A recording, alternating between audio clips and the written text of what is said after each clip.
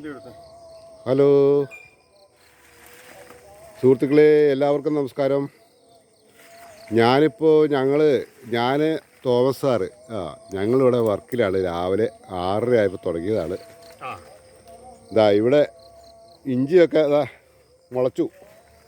അപ്പം ഞങ്ങൾ അതിൻ്റെ കമ്പെല്ലാം ഉണക്കക്കമ്പ് ചവറിട്ടതിൻ്റെ ഉണക്കമ്പൊക്കെ എടുത്ത് മാറ്റുകയാണ്. ഇനി ഞങ്ങൾക്ക് വരിപ്പ് വെട്ടണം. വരിപ്പ് വെട്ടി അതിനകത്ത് വളമിടണം. അതാണ് ഞങ്ങളുടെ അടുത്ത ലക്ഷ്യം.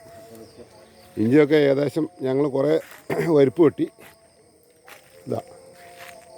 കഴിഞ്ഞ ദിവസം വന്നിട്ട് കുറേ വരിപ്പ് വെട്ടി, കമ്പൊക്കെ എടുത്ത് മാറ്റി നല്ല വരിപ്പ് വെട്ടി. ഇഞ്ചിയൊക്കെ അത്യാവശ്യം നല്ലോണം മുള വന്നിട്ടുണ്ട്.